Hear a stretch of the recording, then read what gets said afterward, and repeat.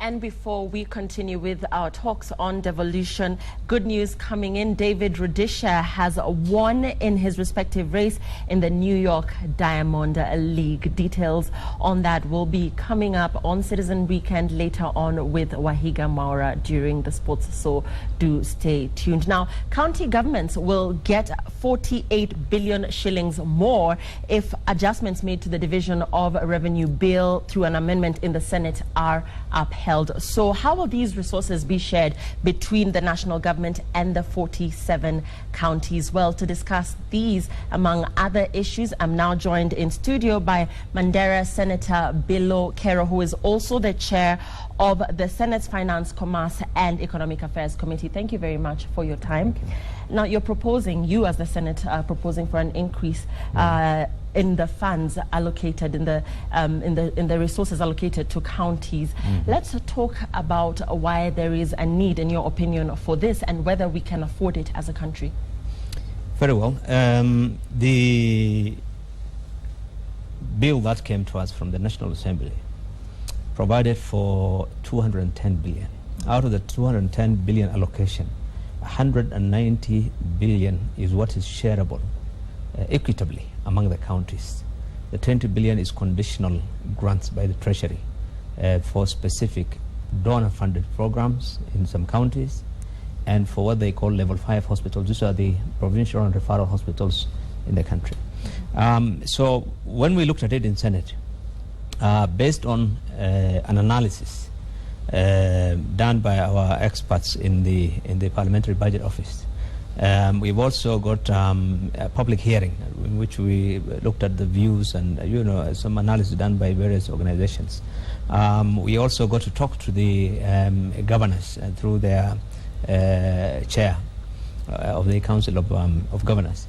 And but more importantly, when we looked at the analysis by the Parliamentary Budget Office, what came out clearly is that the 190 billion to be shared out equitably among the counties will be inadequate in terms of financing those functions that have been transferred to the county governments effective from July this year.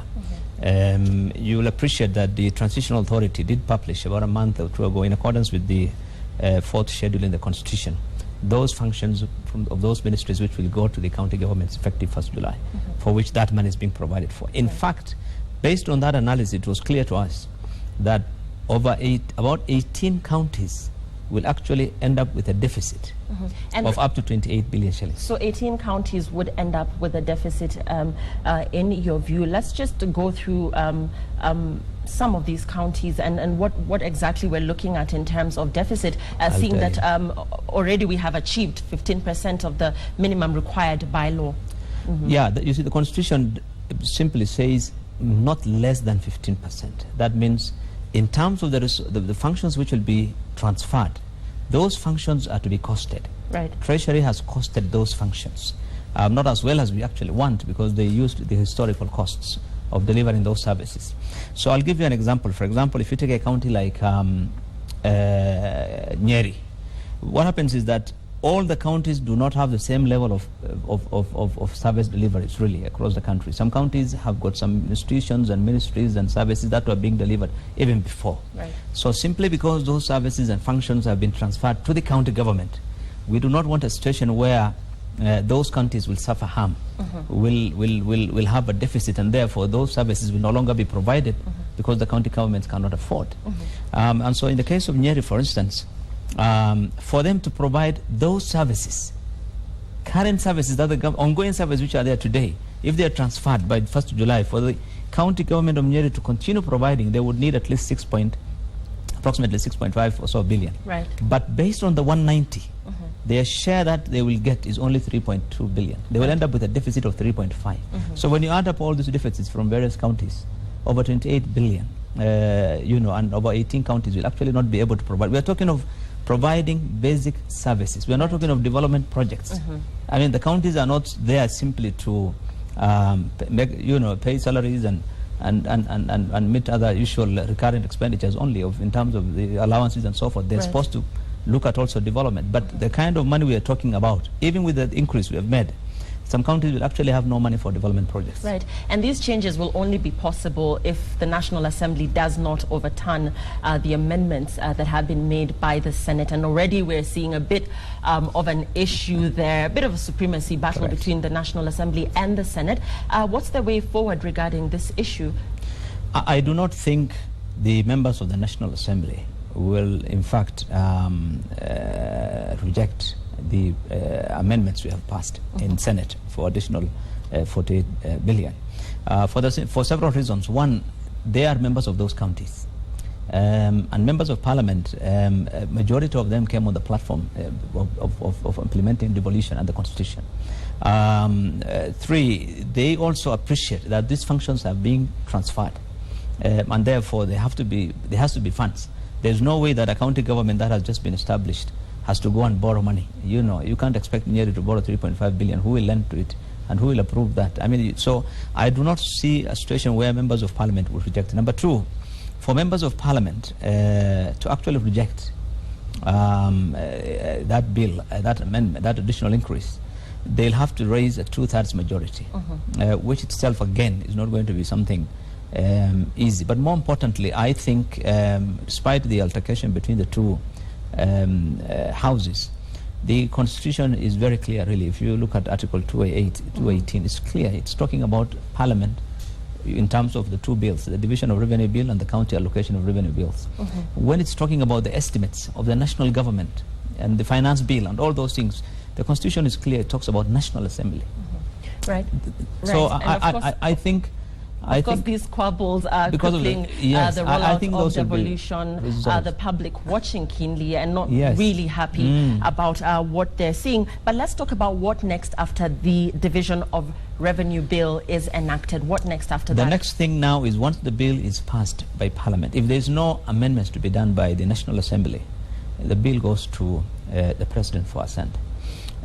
If Parliament is to do another adjustment or amendment or reject our proposal, it goes to a mediation council of equal numbers of senators and National Assembly members that would have to negotiate and agree on.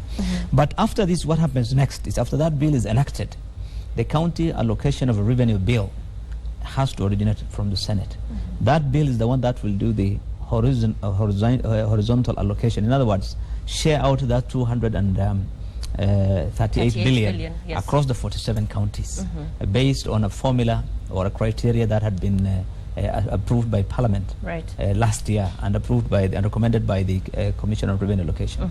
So that is the bill which will automatically, and after that bill has been passed, then the county governments will now prepare their budgets based on the amounts that have been allocated to them, plus whatever additional revenue they can raise from there. And as we wind up, sir, what time frames are we looking at regarding the enactment of all of this, and of course moving forward with the sharing of the revenue between the counties? What time? It has to be before the end of this financial year. It has to, yes, because the new budget will kick off, before the end of 30th of June. So we are looking at this bill to be finalized in the next couple of weeks, latest.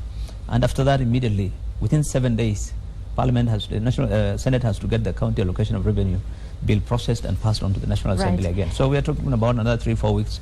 It should be finished. And now a final question coming in here from one of your constituents, and this, of course, in your mandate as Senator Mandera. And I'll just forward this question to you, which you can answer briefly before we wind up. Hi, this question goes to Honorable Senator Bilo Kero. Why are tribal clashes still on in our homelands, and the government promised to quit the intolerable situation? What are your plans towards the affected innocent people? And this is Mustafa, and he's a worried person, and he's thanking you in advance for addressing this issue. The security situation in Mandera, like in other parts of the country, is really bad. This is a matter we have discussed at the highest levels in government, really, including up to the Deputy President of this country. We visited there a couple of weeks ago, even with the Inspector General and the whole security team. On Monday, we are meeting with the same security bosses in Office of the President. The real challenge is there isn't an adequate number of security personnel to date on the ground. You go to where those flashpoints are, and you're talking of 20 soldiers of this, from this cadre, and 20. There isn't, in spite of all the pledges the government has made. Really, one of the major challenges is inadequate, because unless the government is firmly, security forces are firmly on the ground and deal with people who are behind these things in terms of making arrests and charging them, I don't think it's easy to eliminate. But we as leaders have been meeting, including meeting on Monday morning to discuss this matter, including, in fact, even this week, and a lot of these groups are meeting to try as much as they can. But we're hopeful that this matter will end very soon. Okay. Thank you very much for your time tonight, and indeed for your views on our devolution, on understanding devolution topic tonight. Thank you. We've been talking to Mandera Senator Bill Okero, also the Senate's chair on the Finance Committee. Stay with Citizen Weekend. We'll be right back after a break.